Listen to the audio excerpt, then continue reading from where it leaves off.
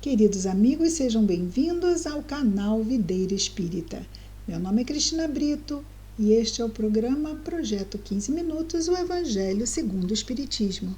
Aqui diariamente vemos a terceira obra básica da doutrina espírita codificada por Allan Kardec, o Evangelho segundo o Espiritismo.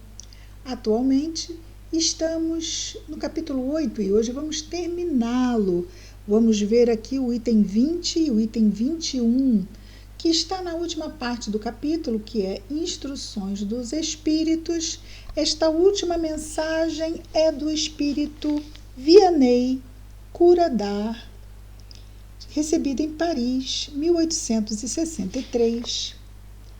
E o título dessa mensagem é Bem-aventurados aqueles que têm os olhos fechados. Eu acho que eu não disse o título do capítulo.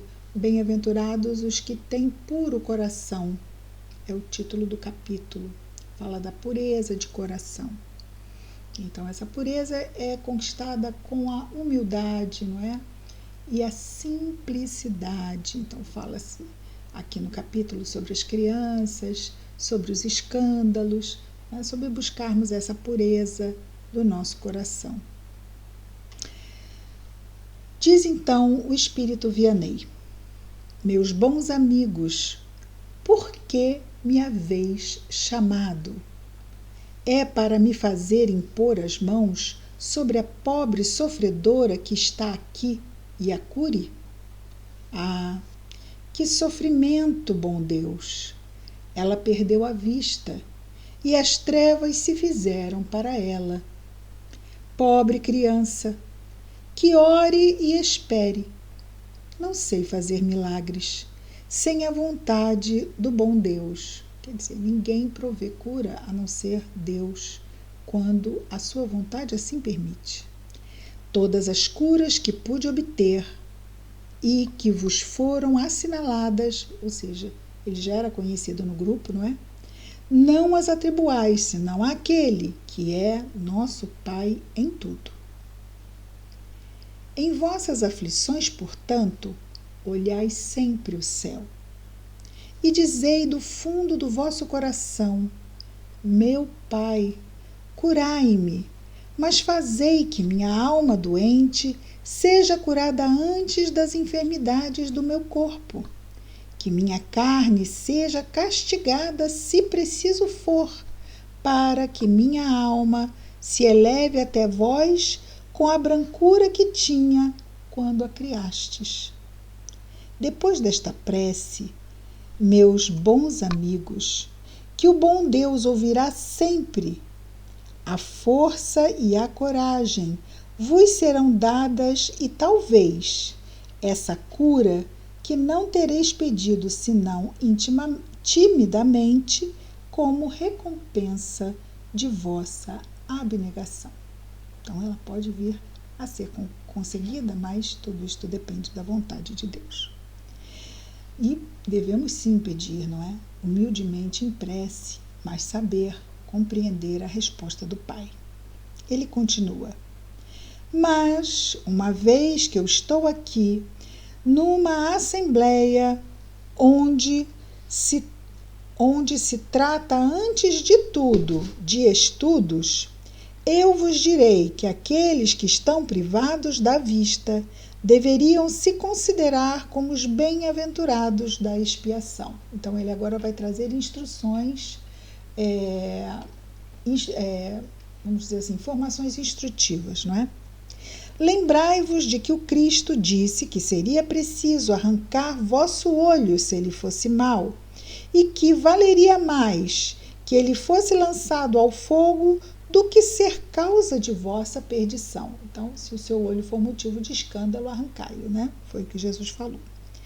Ah, quantos há sobre a vossa terra que maldirão um dia nas trevas terem visto a luz. Oh, sim, são felizes estes que na expiação são atingidos na vista. Seu olho não será motivo de escândalo e de queda. Podem viver inteiramente a vida das almas, podem ver mais que vós que vedes claro. Quando Deus me permite ir abrir as pálpebras de algum desses pobres sofredores e devolver-lhes a luz, ou seja, ele sim, quando Deus permite, realiza essas curas, realizava, né? Digo a mim mesmo, alma querida, aquela que estava cega, por que não conheces todas as delícias do espírito que vive de contemplação e de amor?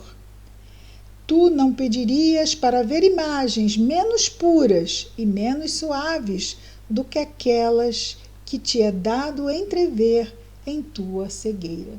Então, ele está bem dizendo aqui a cegueira e os recursos que ela oferece na visão espiritual.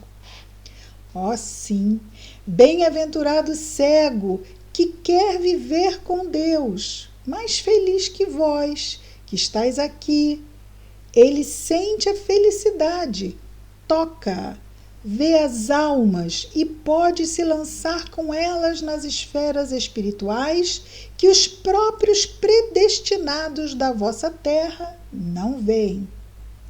O olho aberto está sempre pronto para fazer a alma falir. O olho fechado, e aqui ele fala da pessoa que vê e a pessoa que não enxerga com os olhos físicos.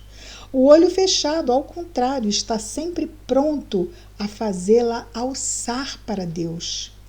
Crede-me bem, meus bons e caros amigos, a cegueira dos olhos é frequentemente a verdadeira luz do coração, enquanto que a vista é frequentemente o anjo tenebroso que conduz à morte.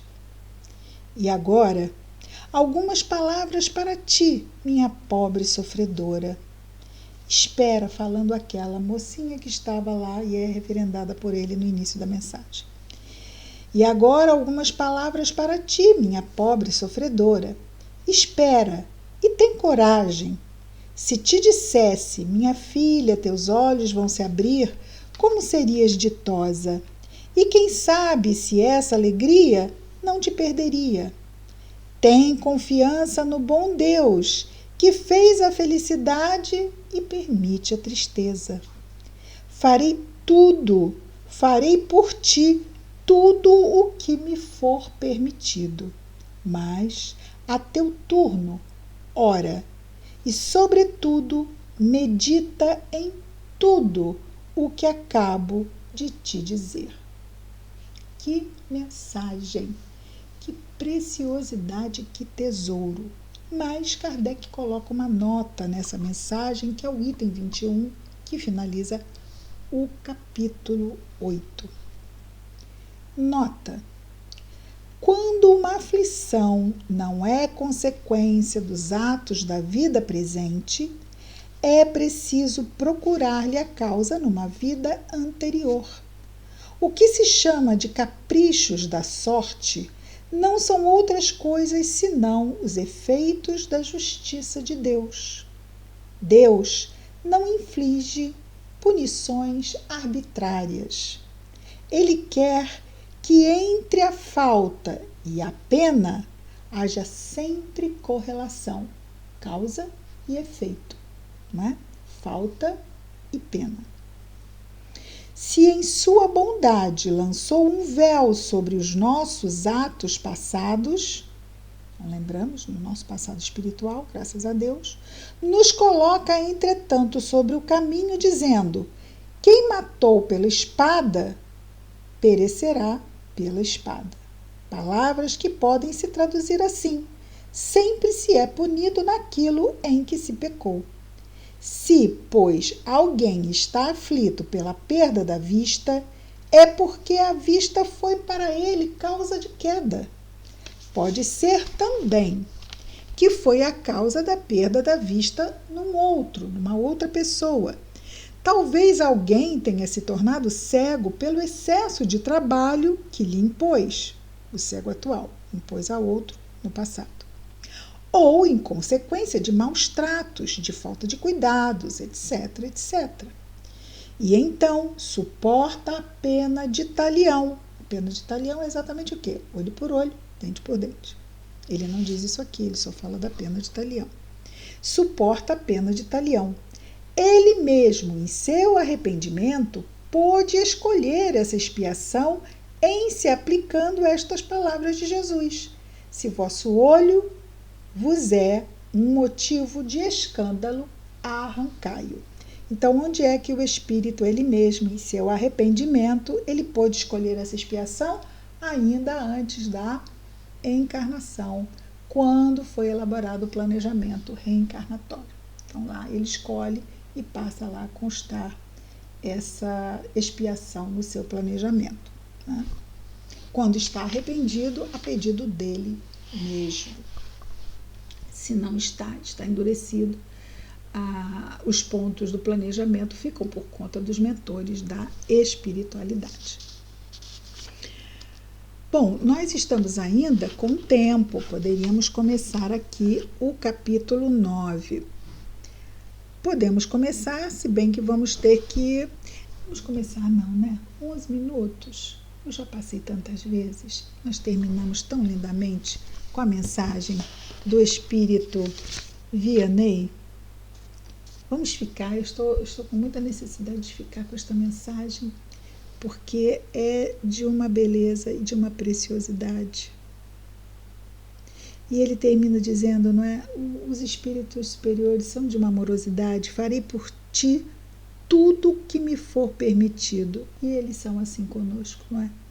Nessa solicitude, nessa amorosidade que nos emociona sempre.